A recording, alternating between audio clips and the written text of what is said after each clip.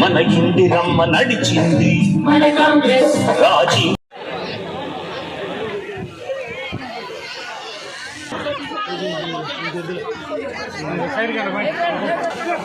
మీకు మీడియా మిత్రులకి దయచేసి రిక్వెస్ట్ చేస్తున్నా, వెనుకున్న పబ్లిక్ అమ్మగారు కనబడుతున్నారు, ప్లీజ్.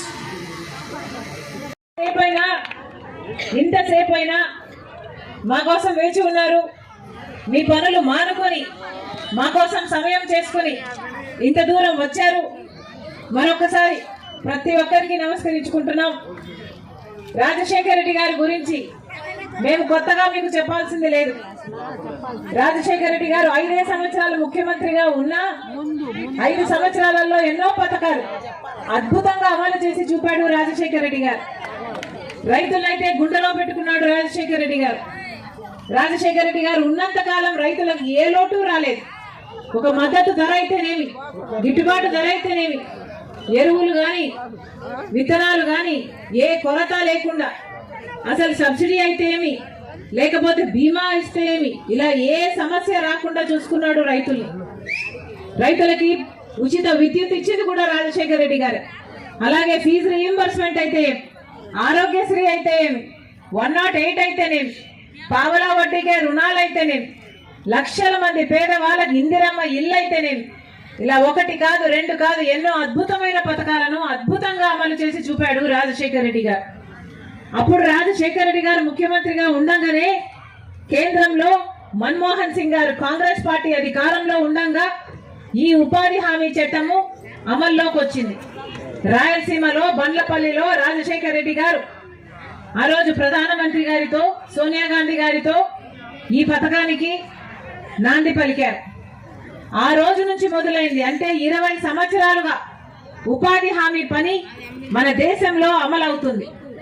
ఆ రోజు నుంచి అమలవుతున్న ఈ పథకము కాంగ్రెస్ పార్టీ ఉన్నంత కాలము బ్రహ్మాండంగా జరిగింది. మరి ముఖ్యంగా రాజశేఖర రెడ్డి గారు ముఖ్యమంత్రిగా ఉన్న రోజుల్లో అయితే 1,10,000 జాబ్ కార్డులు ఉన్నాయి. అంటే కుటుంబానికి 2 పనికి వెళ్ళినా 1,10,00,000 జాబ్ కార్డులు ఉన్నాయి. కుటుంబానికి 2 పనికి వెళ్ళినా 2,25,00,000 మంది ఉపాధి హామీ పనికి వెళ్లే వాళ్ళు ఆ రోజుల్లో రాజశేఖర రెడ్డి గారు ముఖ్యమంత్రి ఉండగా ఉపాధి హామీ పథకానికి ఆటో ఛార్జీలు కూడా ఇచ్చేవాళ్ళు, మజ్జిగ ఇచ్చేవాళ్ళు. మొన్న ఒక అక్క చెప్తుంది, ఒక ఊర్లో అమ్మ రస్నా కూడా ఇచ్చేవాళ్ళట. రస్నా తెలుసా? రస్నా గుర్తుందన్నా?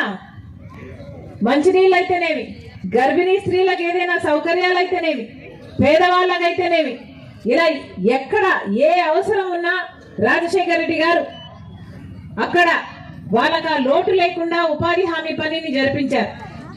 రాజశేఖర రెడ్డి గారు ఉండగా ఉపాధి హామీ పని కోసము మాకు డైరెక్ట్ గా డబ్బులు పడేటట్టు చూడండి, మధ్యలో కమిషన్లు కట్టింగ్లు లేకుండా చూడండి అంటే ఏకంగా ఒకేసారి 60 లక్షల అకౌంట్లు ఓపెన్ చేశారు ఆ రోజు రాజశేఖర రెడ్డి గారు ముఖ్యమంత్రిగా ఉన్నప్పుడు. ఆడవాళ్ళు మాకు కూడా సమానమైన వేతనాలు ఇవ్వండి, ఉపాధి హామీలో మగవాళ్ళంత పని చేయలేకపోయినా బిడ్డల భారం మా మీద ఉంది, కుటుంబాలు నడుపుకోవాలి అని చెప్తే రాజశేఖర రెడ్డి గారు ఆ రోజు ఆడవాళ్లకు కూడా సమాన వేతనాలు ఇచ్చేటట్టు చూశారు. ఉపాధి హామీ చట్టంలో ఉపాధి హామీ పనికి చెప్తున్నారు, కానీ కరువు పని 100 రోజులు జరిపాల్సి ఉంటే కనీసం పోయిన సంవత్సరం 52 రోజులు కూడా నడవలేదు. ఎంత ఘోరంగా తయారైంది అంటే ఉపాధి హామీ చట్టము, ఉపాధి హామీ ఈ పథకంలో ఉన్న వాళ్ళను ఒకే సంవత్సరంలో, నిన్న సంవత్సరంలో 2025లో ఏకంగా 18.5 లక్షల జాబ్ కార్డులు ఒకేసారి తొలగించేశారు మన రాష్ట్రంలో.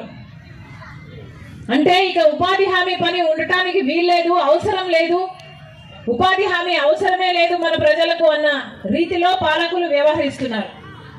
ఉపాధి హామీ చట్టానికి మహాత్మా గాంధీ పేరు పెట్టింది కాంగ్రెస్ పార్టీ. కానీ ఇది చట్టాన్ని తీసేయాలి అని, మహాత్మా గాంధీ పేరును తీసేయాలి అని బీజేపీ పార్టీ ఒక కొత్త చట్టం విపి గ్రామ్ అనే బీజేపీ పార్టీ ఉపాధి హామీ చట్టాన్ని అమలు చేయాలని చూస్తుంది. ఇంకొక 6 నెలల్లో అది అమలు అవుతుందట. ఇది వరకు ఉపాధి హామీ చట్టం, కాంగ్రెస్ పార్టీ తెచ్చిన ఉపాధి హామీ చట్టంలో 100 రోజుల పాటు ఎవరైనా గ్రామస్తులు మాకు పని కావాలి అని అడిగితే గ్రామంలో పని కల్పించాలి, చేసిన పనికి 15 రోజుల్లో వేతనాలు ఇవ్వాలి అన్నది చట్టం. ఇది వరకు గ్రామంలో ఏదైనా పనులు అవసరమైతే ఉపాధి హామీ పని దానికి వాడుకునేవారు. అంటే గ్రామాలలో గ్రామ సభలు పెట్టి గ్రామ పంచాయతీలో ఆ ఊరికి రోడ్డు కావాలన్నా, లేక బావి కావాలన్నా, పూడిక తీయాలన్నా, లేక గట్టు వేయాలన్నా, చేనులో పని చేయాలన్నా అన్నది ఏ అవసరం ఉంది ఆ గ్రామానికి అని చూసి ఆ గ్రామానికి కావాల్సిన పనులు ఉపాధి హామీ చట్టంలో అమలు చేసేవాళ్ళు. దానికోసమని గ్రామస్తులు వెళ్ళి పని చేసేవాళ్ళు. దానికి వచ్చిన కూలీతో 4 కుటుంబాలు బ్రతికేవి. గ్రామస్తులందరూ వెళ్ళి పని చేయాలి, ఉపాధి హామీ కూలీ రావాలి అంటే. ఇలా 1 కాదు 2 కాదు ఎన్నో రకాలుగా ఉపాధి హామీ పథకాన్ని కూనీ చేయాలని చూస్తుంది బీజేపీ పార్టీ.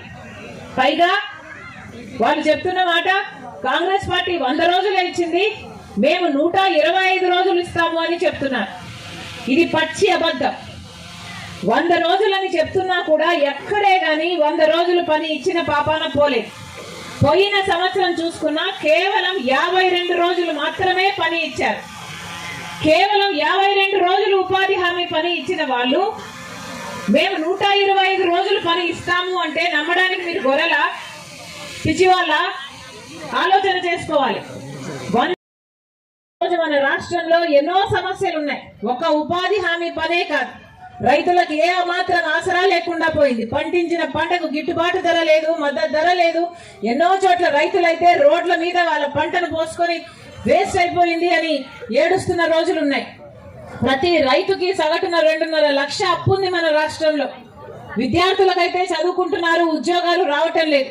డిగ్రీలు పీజీలు చదువుకున్న బిడ్డలు కూడా ఈరోజు డ్రైవర్లుగా, గిగ్ వర్కర్లుగా మిగిలిపోతున్నారు. ఆ సమస్యలన్నిటి మీద కొట్లాడాల్సిన అవసరం ఉంది.